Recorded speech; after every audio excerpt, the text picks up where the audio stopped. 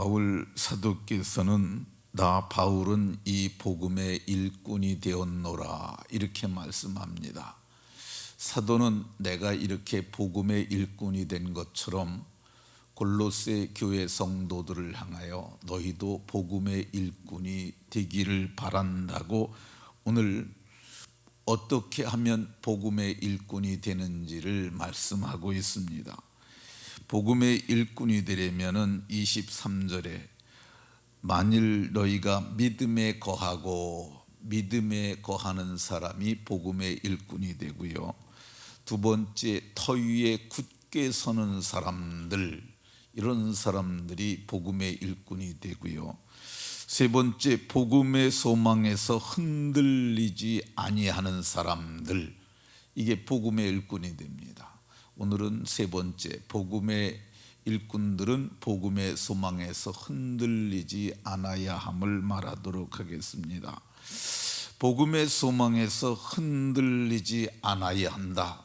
그래야 복음의 일꾼이 된다고 합니다. 그럼 사도께서 얘기하는 복음이 뭡니까? 복음은 예수님 얘기입니다. 이 예수님의 기초한 얘기가 그게 복음이 되는 거죠. 마태복음 1장 1절을 보면은요, 아브라함과 다윗의 자손 예수 그리스도의 계보라 이렇게 성경이 기록합니다. 그러니까 예수님에 대한 얘기가 복음이에요. 마태복음 28장 28절에 보면은 맨 마지막 장 마지막 절에 보면 예수님께서 친히 말씀하시길 내가 너희와 세상 끝날까지 함께 있으리라 이렇게 말씀합니다. 그러니까 예수님 얘기가 복음이에요. 마가복음도 동일하고 누가복음, 요한복음도 처음부터 끝까지 예수님 얘기입니다. 그러면 예수님 얘기 중에서 크게 구분을 하면은 어떤 게 복음일까? 이 흑암에 앉은 백성들에게 큰 빛을 비춰주시는 사건, 하나님의 아들 그리스도께서 몸소 사람을 입고 오신 것, 이거 복음입니다. 그분께서 두루 다니시며 착한 일 하시고 마침내 십자가에서 우리를 대신하는 화목제물로 죽으신 것, 이것이 복음입니다. 근데 예수님이 죽으신 것으로 끝나지 아니하시고 말씀하시던 대로 장사된 지 사흘 만에 다시 살아나신 것, 그래서 우리에게 부활의 산소망을 주셨을 뿐만 아니라 이 부활의 첫 열매가 되신 사건, 이거 복음이죠. 그리고 500여 형제들이 지켜보는 가운데 하늘로 올리우셔서 보좌에 앉으셨는데 그분이 우리를 데리러 다시 오신다는 것. 처음에 오셨을 때 초림주는 구원의 주로 오셨지만 두 번째 다시 오실 적에는 철장의 권세를 가지신 심판주로 우리에게 다시 오신다는 것, 이게 복음입니다. 그러면 이 복음이 주는 소망이 이 성경을 살펴보면 크게 세 가지 있다고 저는 생각을 합니다. 첫 번째 복음의 소망은 구원의 소망이죠. 성경을 보면은 우리가 예수님을 믿으면 예수님께서 우리를 위하여 십자가에서 대속하신 사건을 믿으면 믿는 그 순간 우리는 속량 곧 죄사함을 얻고 믿음으로 말미암아 대속하신 사건을 믿음으로 말미암아 구원을 받았으니 너희가 그 은혜에 의하여 믿음으로 말미암아 구원을 받았으니 이렇게 말씀합니다. 우리가 구원받는 것 우리에게 소망이죠. 그러면 이때 우리가 예수님 믿고 구원받은 게 어떤 구원이냐? 우리는 이 영혼의 구원을 받은 거야. 우리가 예수님 믿고 아직 육신은 구원받지 못해서요. 그래서 아프기도 하고 또 고통당하기도 하고 그리고 마침내는 죽잖아요. 그러니까 이 몸의 구원은 아직 받지 못한 겁니다. 그러면 구원은 우리가 받은 구원이 완전하냐? 이 부분에 대해서 논쟁이 많아요. 어떤 사람은 구원이 안전하다고 얘기를 하는 사람들이 있는가 하면 구원받았지만 그 구원도 잃을 수 있다고 얘기를 해요. 그래서 구원엔 세 시제가 있는데 이미 구원을 받았음에도 불구하고 빌립보서 2장 12절에 보면 항상 말씀에 복종하여 두렵고 떨림으로 너희의 구원을 이루어가라.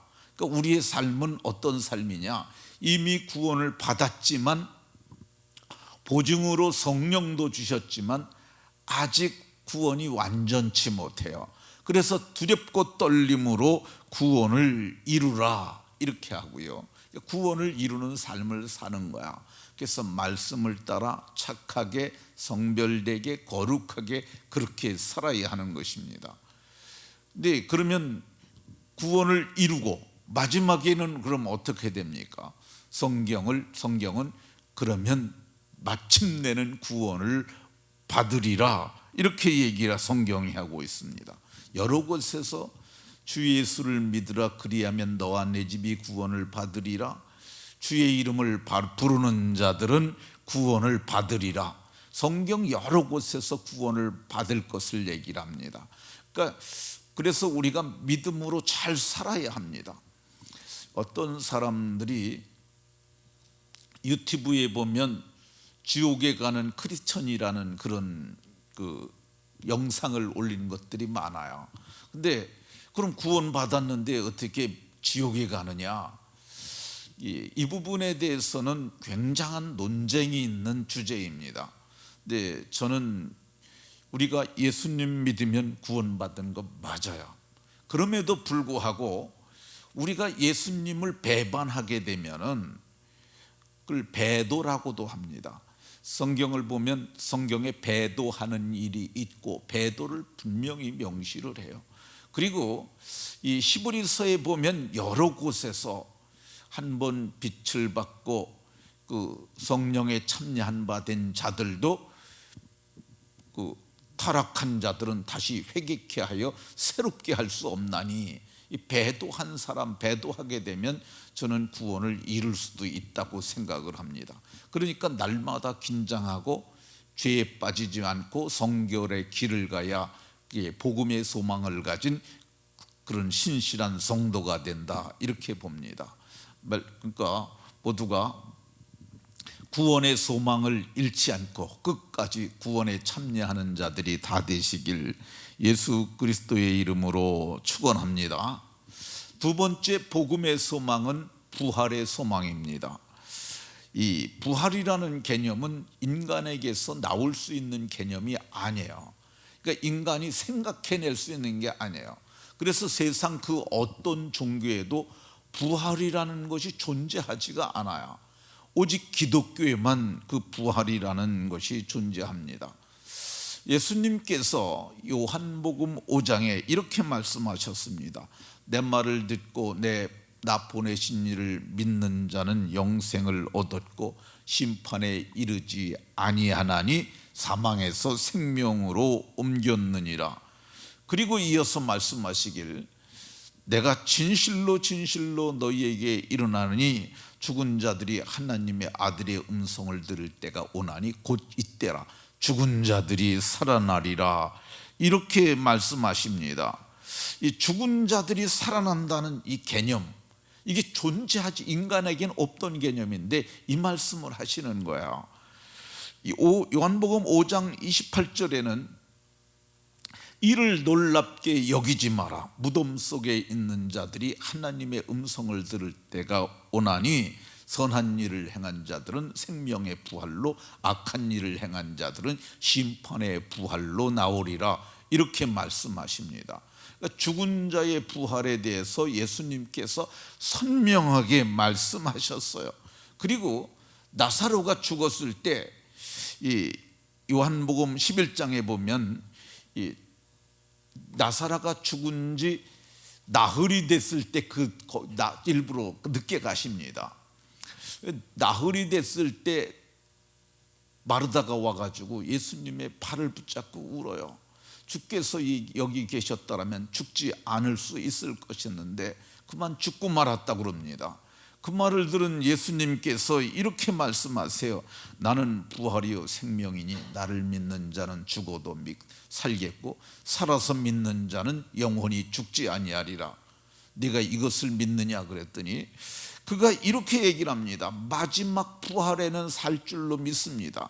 근데 예수님이 더 이상 말씀하지 아니하시고 무덤을 향하여 서셔가지고 그리고 이렇게 말합니다. 죽은 나사로를 향하여 나사로야 나와라 이렇게 말씀합니다. 그랬더니 나사로가 무덤 속에서 나오는데 이 배로 동여맨 상태로 수족을 동인 채로 나오는데 얼굴은 수건에 쌓여 있었는데 예수님께서 풀어놓아 다니게 하라고 말씀하셨어요. 그래서 나사로가 살아나서 나사로 가닥에 많은 사람들이 다 믿게 됐어요. 왜 그랬느냐 하면 사람들이 죽은 거 확실히 봤고요, 나흘이 지나서 썩어서 냄새가 나는 냄새도 맡았는데 그가 살아나오는 부활을 저들이 눈으로 목도하고 부활한 자의 목소리를 들었고 또 그가 죽었을 때 어떤 일이 있었는지 얘기하지 않았겠어요. 그러니까 예수님께서는 부활을 친히 죽은 자를 살리심으로 부활을 보여주셨어요. 그리고 제자들에게 말씀하셨어요.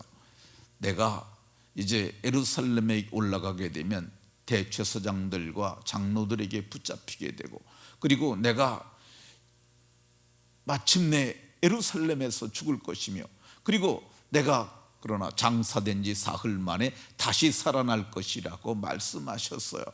그리고 예루살렘을 영광스럽게 입성합니다. 근데 다른 사람들이 다 예수님이 이제 왕이 되시려는 모양이다. 예수님께서 우리를 구속할 자라 우리가 바랐는데 예루살렘의 구속이 지금 이루어지고 있다고 생각했는데 그런데 구속은커녕 말씀하시던 그대로 예수님께서는 십자가에서 비참하게 죽으셨어요. 너무 참혹하게 죽어서 그냥 그 손과 발에 못 박혀서 여기가 찢어지고 발도 이렇게 못 박혀서 그리고 마지막에 로마 병정이 이 옆구리를 창으로 찌릅니다. 근데 그 창이 밑에서 위로 올려 찔러 가지고 심장을 뚫고 올라가서 심장에서 거기에 심장에 피가 있잖아요. 피가 아주 많이 쏟아졌어요. 근데 그것을 바라보고 있던 사람들은 다 절망을 했어요. 왜 그러냐면 어마어마한 피가 흘러나왔는데 어떻게 부활을 하냐, 전 도저히 부활할 수 없다고 생각하고 물고기 잡으러 가고 엠마오로 가고 다 떠나고 말았어요. 예수님을 사랑했던 여자 성도들이 우리가 황겹결에 그냥 갖다 무덤에 모셨는데 예수님을 우리가 향품을 발라드려야 되겠다고 그래서 향품을 가지고 갔더니 그날 새벽에 돌이 옮겨져 있고 그리고 예수님께서 그 천사가 말하기를 너희가 예수를 찾는 줄 안다 그러고 예수께서는 말씀하시던 그대로 살아나셨느니라 이렇게 말씀합니다. 이것이 부활이죠. 부활. 그는 말씀하시던 대로 살아나셔서 그분이 부활의 첫 열매, 잠자는 자들의 첫 열매가 되셨다고 성경이 이렇게 얘기를 합니다. 그러니까 예수님이 부활하신 것 이게 복음이고 우리가 소망입니다. 그러니까 예수님이 부활하셔서 첫 열매가 되셨다는 얘기는 그 다음 열매들이 일어날 거라는 거죠. 그 다음 열매가 누구겠어요? 그는 예수님을 따르던 제자들이요, 그리고 예수님 후에 세워진 7 집사를 비롯한 초대교회 일꾼들이요, 그리고 오늘 마지막에 믿은 우리들까지도 예수님께서 죽은 자들에게 명령하시길 천사장의 호령과 나팔로 강림하시면서 죽은 자들은 다 살아나라라고 호령하실 때 나도 살아날 것이고 여러분들도 살아나게 되실 줄로 믿으시기 바랍니다. 그러니까 이건 이루어진 일이 아니에요. 그래서 소망입니다. 근데 이게 어떤 소망이냐? 부활의 소망인데 산 소망, 살아있는 소망이에요. 그 소망을 주신 분이 신실하기 때문에 그날에 나도 부활할 것이고 여러분들도 부활하실 것이니 복음의 일꾼답게 부활의 소망을 갖고 살아가는 신령한 하늘의 권속들이 다 되시길 예수 그리스도의 이름으로 축원합니다.